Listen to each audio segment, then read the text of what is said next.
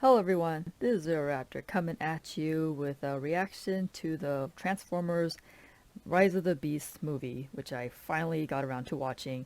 I don't usually watch movies on opening weekend because usually the crowds at theaters would be like unbearable, but my local theater was actually pretty good with that. Like, I don't think there's a lot of people in my area that's interested in Transformers, so I decided to make this an exception. So Transformers Rise of the Beast, it was watchable. It was very watchable. Compared to Bayformers, I'd rather watch Rise of the Beast a second time. So good on that. You made it watchable. The fight scenes were good, although the Maximals did not get as much screen time as I had hoped and kind of expected, given that the story itself was pretty bloated. There was a lot of plot holes that didn't get expanded on. The movie clocked in about a little over 2 hours, and it still was not enough. They should have just left out the Maximals entirely, or just kept them to their Beast Wars movie, because there was originally supposed to be like two more live action. There was supposed to be the Bumblebee live action sequel, and then there's supposed to be the Beast Wars live action movie, which is supposed to have the Maximals just travel through space, which I guess it wouldn't be live action. It'd be like a very heavy-handed CGI movie, but I think that would have been way better than what we got with Rise of the Beast, because the Maximals barely had any impact in the story. I mean, they tried to shove them in with like the beginning scene where, well, spoilers for anyone who's watching this. Like, if you want to watch the movie, don't just turn off this video and come back later. So, major spoilers. In the beginning of the movie, you have the Maximals on their own planet, which is more of a reference to the comics, because I think in the comics the Maximals have their own planet separate from Cybertron, and then like each of the characters are like the leader of their respective like group of Maximals. Dinobot would be like the Velociraptor leader for the Velociraptor Maximals, and then Cheetor would be the leader of the Cheetah Maximals, and so on and so forth. So they kind of referenced that when they brought in Ape Link, passing on his mantle over to Optimus Primal, because they were both like gorilla Maximals.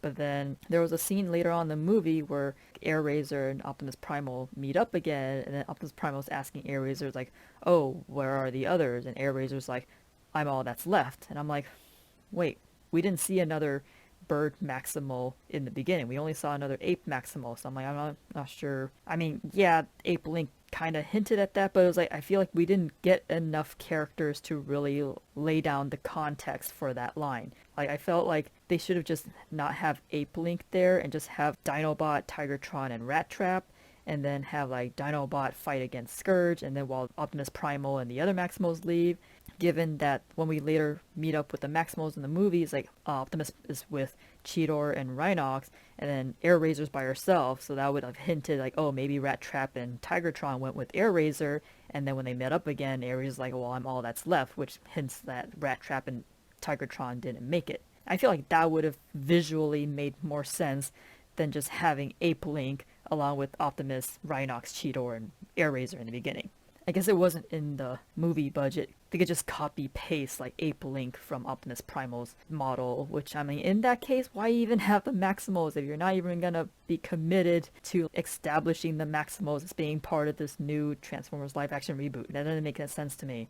And then Scourge as a character, in the movie he's like a minion of Unicron, but in the original Transformers cartoon, he was a replacement for the Decepticons, because after season 2 of Transformers, like, Unicron changes Megatron into Galvatron, and then Starscream gets replaced with Cyclonus, and then the rest of the Decepticon army just got replaced with copy paste of Scourge. I guess, again, budget reasons. They didn't want to have a diverse cast of Decepticons, so they're like, oh, we could just copy paste this character over and over, and the Autobots are just gonna kill him off anyway, so what does it matter?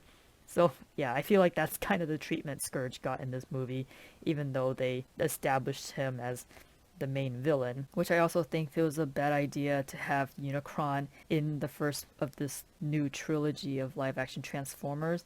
I feel like they should have started with a Decepticon combiner, because as far as I'm aware, the war between the Autobots and Decepticons is still ongoing, so I don't understand why they're suddenly throwing Unicron into the mix, because then we have Scourge, Nightbird, and I don't remember that Wrecking Ball guy, but they're technically not Decepticons, they're just minions of Unicron. I'm not understanding how that supposed to play into the story. Like it just got shoved in there for no reason. Again, I grew up with Beast Wars, so I'm really focused on the Maximals. And the Maximals, like, Ares didn't even get a robot form. She stayed in bird mode the entire time in the movie, and I feel like that is such a waste. Like, why didn't she fight with them during the museum battle? Because, like, she was there. She could easily change into robot mode and, like, join in the fight. But no, she stayed in bird mode and just, like, Game of Thrones threw dragon breath at them. I was like, okay, why are you here? You're just an exposition for the MacGuffin, which apparently she ended up being. The final battle scene where all the Autobots and the Maximals got into the fight.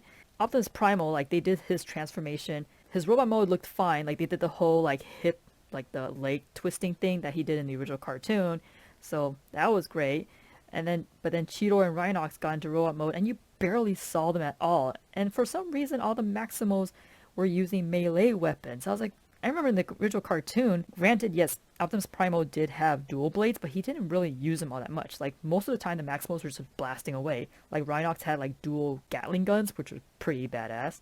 And then Cheetor has his own little blaster. And I don't know why Cheetor suddenly had a spear and going all Dynasty Warriors on the Unicron minions. It was very weird. And then Rhinox suddenly has a hammer. I'm like, wait, where's the Gatling gun? Shouldn't he be, like, alongside Wheeljack and, like, firing off, like, his Gatling guns at the minions? I don't understand why he suddenly has to wield a hammer out of nowhere. And then, like, halfway through the fight, Optimus Primal was back in ape form. Like, he wasn't even in robot mode for that long. I was like, what was even the point? It's like, oh yeah, I can transform into robot mode, but I'm gonna, like, spend the, like, 80% of the movie just being in ape mode. It's like, why? Why? It's like, if there's no budget for them to be in robot mode, like, just freaking take out the Maximals entirely. The amount of times we see them in the movie, like, they're basically cameos. They don't really play that much of a part in the story. Obviously, it was mostly focused on the Autobots. So it was like, just tweak the story to not have the Maximals in there, because it's just, at this point, it didn't make any sense for them to be in there. They could easily just do the MacGuffin and everything else without the Maximals interfering. Like, even in the forest scene when the Maximals meet up with the Autobots for the first time, the Autobots are in robot mode, but then the Maximals are still in animal form. Like Cheetor and Rhinox and even Optimus Primal, they don't even transform into robot mode to, like, see, like, Optimus Prime and everyone eye to eye. It didn't make any sense for them to stay in animal form for that long, and I guess there wasn't in the budget for them to be in robot mode for, like, long periods of time. Why even have them in there? It's like, just give them their own movie. Just give them their own movie. There's no reason for them to be interacting with the Autobots at this point anyways. Wheeljack, oh my gosh. I know in the trailer that I reacted to, like, I saw, like, glimpses of his ear flaps, but in the movie it was totally non-existent. He just looked like Urkelbot. And he had a different voice too. He didn't even sound like Wheeljack. They gave him a friggin' accent, like totally Bayformered him again. I was like, come on, can we get a proper live action Wheeljack for once? My goodness. And like, what is with the friggin' accent thing? They're robots. They shouldn't be picking up accents like a human. Because I think that's what happened in Last Night too, where, like, Hot Rod ended up with a French accent because he spent so much time in France. And I'm like, okay. Total misstep. Same with friggin' Blitzwing and Bumblebee. Like, I feel like this is gonna be a pattern in this new reboot. It's like, we're gonna, like, get everyone looking good except for one. One is gonna be, like, messed up. In Bumblebee, it was Blitzwing, who ended up looking like Starscream for some reason. And then here in Rise of the Beast, we have Wheeljack. That doesn't even look like Wheeljack. It's just a completely different character, and they just gave him the Wheeljack name. Nightbird, she was in the original cartoon, but in the original cartoon, she wasn't a Cybertronian at all. She was just this giant ninja robot that some Japanese company built just to say, like, yeah, we can build giant robots to help fight the Decepticons. And of course the Decepticons find out and they reprogram her to fight for the Decepticons. So it was like, it was a weird episode. So they made her a Unicron minion, which I guess jives with her character not being associated with the Decepticon army, because she's technically not a Decepticon, but she wasn't associated with Unicron in the original cartoon either, so whatever. And then there was that other Unicron minion with the wrecking ball that I didn't bother learning his name because he was just cannon fodder for the Autobots anyways. They were okay. I still wish they had gone with what I originally thought, which like they should have gone with the Terracon combiner version, because of Terracons, I think there was like four or five of them that combined into this one combiner named Abominus, and I feel like they should have just had the Autobots fight a combiner instead of Unicron. I feel like that would make way more sense for a first movie in a trilogy than just bringing in Unicron so freaking early. Optimus, he was okay. He wasn't like friggin' psycho murder like he was in Bayformers, but he was more like reserved like he was in Transformers Prime. I think they based him more on Transformers Prime. They made him like more of like a frustrated leader who like so many Autobots are dead under his leadership and he feels like everything's his fault and he can't do anything.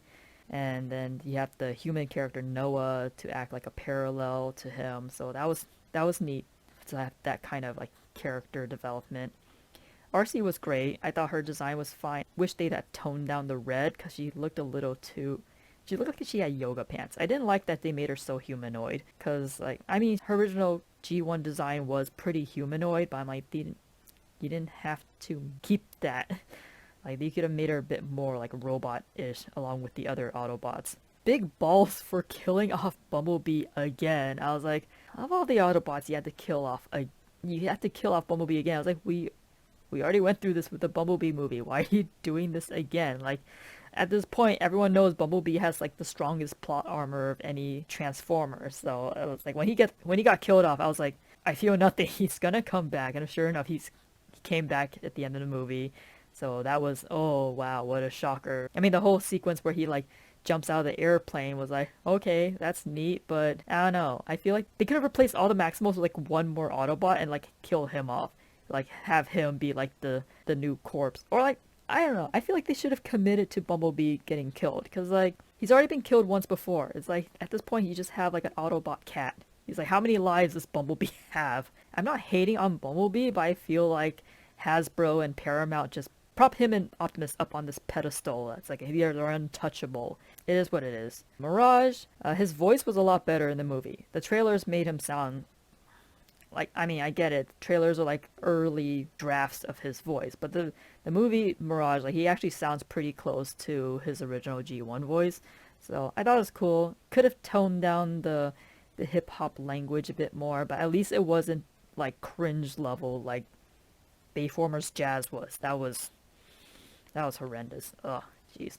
So like he was lovable, but at the same time he was kind of towing that line to being cringy. But yeah, I thought it was kind of weird that he's such a flexible character in that he can change to different vehicle modes. I mean, technically all the Transformers can, but not only that, like he can change himself into a suit for Noah to wear at the final battle.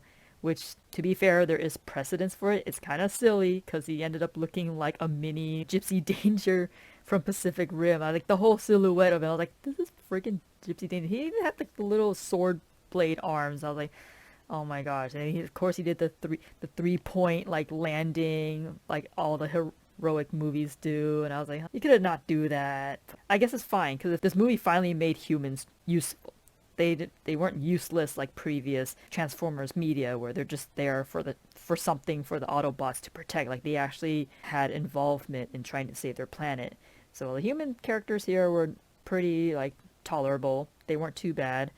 And I do like that they've been casting like lesser known actors for Transformers. It doesn't like focus too much attention on them as being like big name actors, but it's like it just gives them just enough attention that they're not taking too much away from the Transformers, which is the focus of the movie, the Transformers. That ending sequence though, like it wasn't a post credit scene, but it was just like that part where like Noah was getting interviewed, and I was like, it's obviously they revealed like, oh, there's a secret agent like interviewing him. And I was like, oh no, are they bringing back Nest or Sector 7? I was like, what government agency is this gonna be? And then it's revealed, oh, we're crossing over with G.I. Joe. That's interesting, because as far as I'm aware, the G.I. Joe live action haven't been all that good. Are you sure this is the move you want to make, Paramount or Hasbro?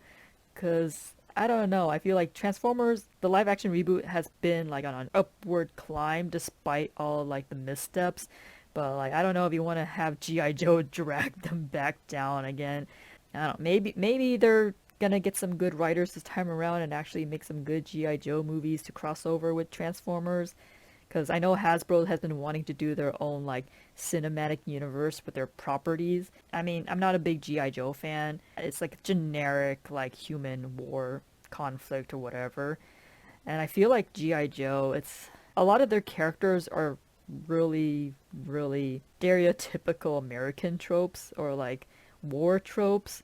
And I don't know how that's gonna work in 2020 compared to Transformers, where like they're alien robots, so they can get away with a lot of stuff. That was an interesting surprise, to be sure. But I was like, well, I mean, the alternative is that we get another secret government agency, which we always do with Transformers. So I'm like, I don't know, another secret government agency or GI Joe. It's like, just picking your poison at this point. I do like that at the end, Noah eventually like rebuilds Mirage, because that felt like a very Big Hero 6 moment. Because like, okay, I mean, if you haven't seen Big Hero 6, I'm about to spoil at the end of Big Hero 6 where like Baymax goes into that alternate universe area, and then like he sends Hero back to like their universe while like his balloon body just floats off into the ether, and then but then like Hero ends up rebuilding Baymax because Baymax left him his like memory chip or whatever, so he got to bring him back. So I feel like that was a nice little like touch to have Noah rebuild Mirage's body after Mirage basically got blasted to smithereens at the final battle.